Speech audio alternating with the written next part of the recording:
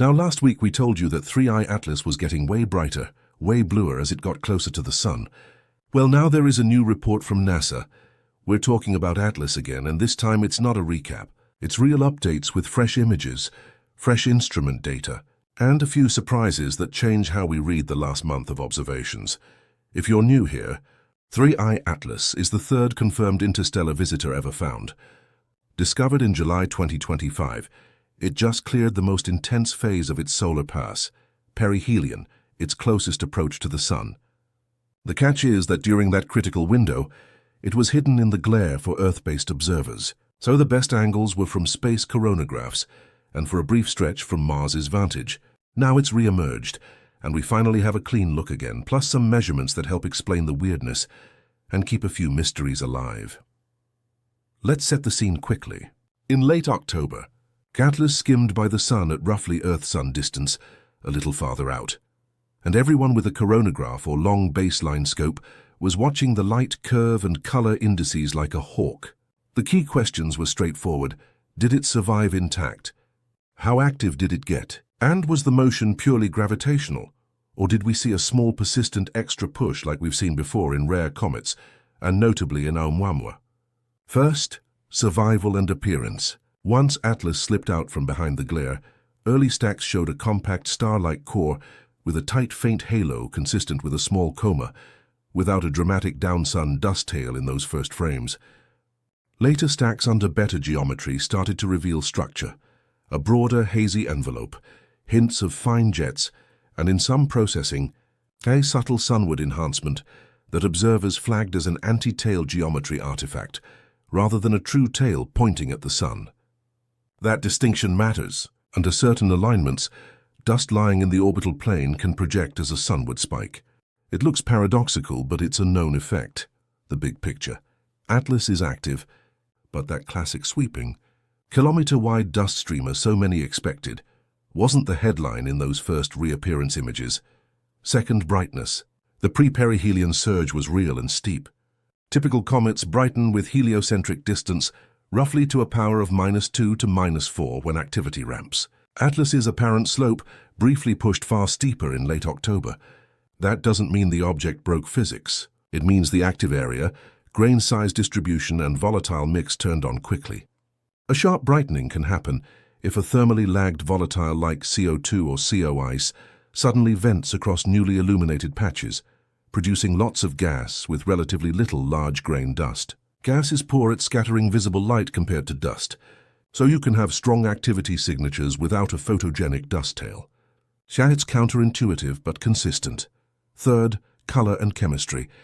Multiple observers reported the object trending bluer than many dusty comets in visible bands, with green-blue enhancements consistent with diatomic carbon, C2, and possibly CO+ emissions under strong solar UV. Blue-leaning signatures don't require high temperature. They can arise from specific ions and radicals fluorescing in the coma. That aligns with early reports of strong CO2 relative to H2O in Atlas's environment when it was much farther out. An interstellar object can carry a different volatile budget. And if CO2 dominates early activity, you'll see behavior that doesn't look like a dirty snowball dominated by water. Now to the part that grabbed headlines, motion. When the dust settled on perihelion tracking, ephemeris teams compared predicted gravity-only paths to measured positions and found a small persistent residual, and, in plain terms, a non-gravitational component that nudged the object slightly away from a purely Keplerian track. If you've followed comet dynamics, you've seen this story before. Sustained outgassing acts like microthrusters. The direction and magnitude matter. A radial, away from the Sun component plus a smaller transverse component, are exactly what you'd expect if a handful of active vents keep pushing in a preferred orientation as the nucleus rotates. It's tiny. Think tens of thousands of kilometers cumulative deviation over weeks across hundreds of millions of kilometers of travel. But in precision navigation, that's a real signal. And crucially, you don't need exotic physics to get it. An isotropic gas flow at a few hundred meters per second, maintained for days, can do the job. So if gas rockets are firing where the giant dust cloud isn't, 2 points. First, gas dominates the reaction force. Dust dominates the look. If Atlas is shedding mostly gas and only fine, fast-migrating grains, the coma stays compact, and the dust tail stays muted, especially near high phase angles and poor contrast. Second, the gas species matter. CO2 and CO-driven activity can be vigorous with relatively less large, slow dust that makes photogenic tails.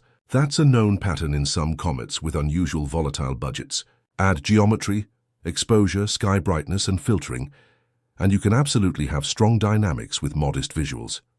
Fresh imaging after reappearance has begun to map real structure.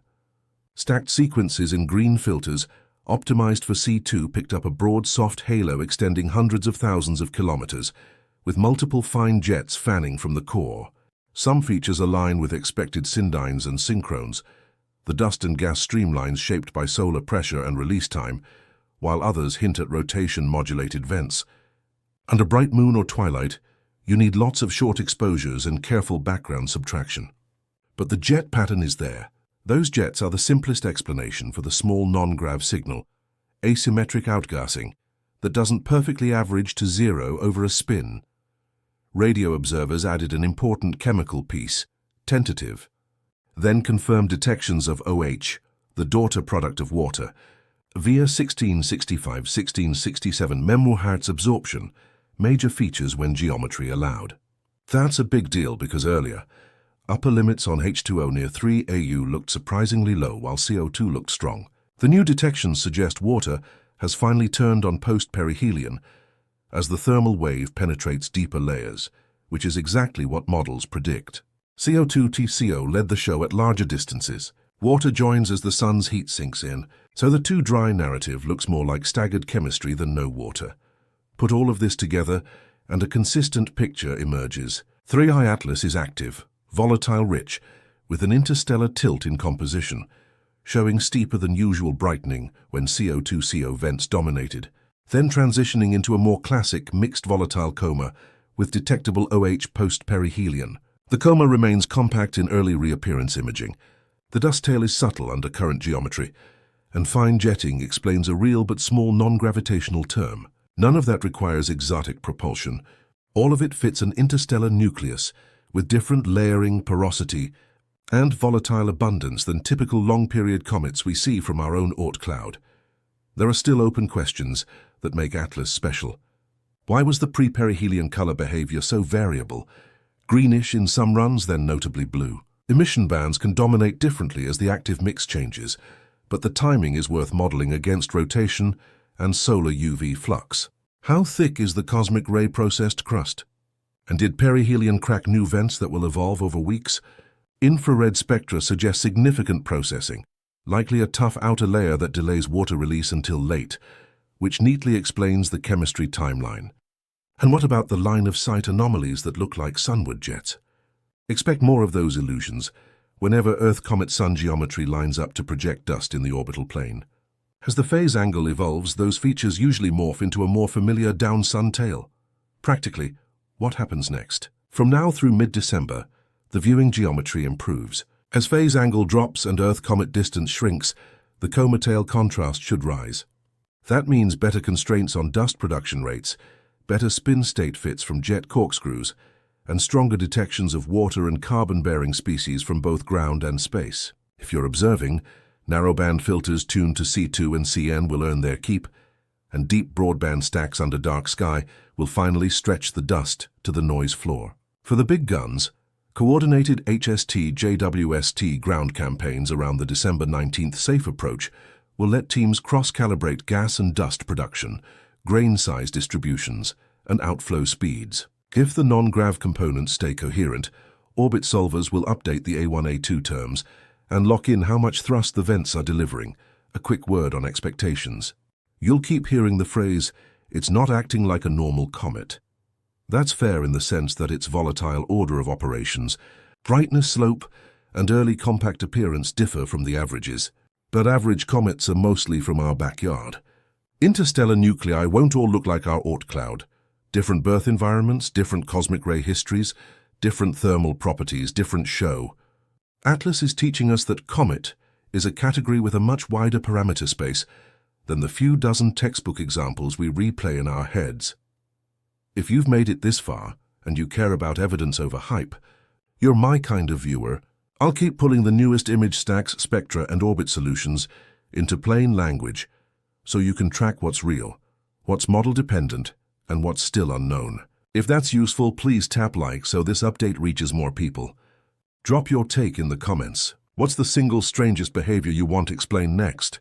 And subscribe with notifications so you don't miss the December window when data density spikes. And we finally see whether the dust tail blooms as geometry improves. Whatever Atlas turns out to be in detail, it's already doing the most valuable thing a visitor can do, forcing us to sharpen our tools and widen our imagination, without letting go of the data.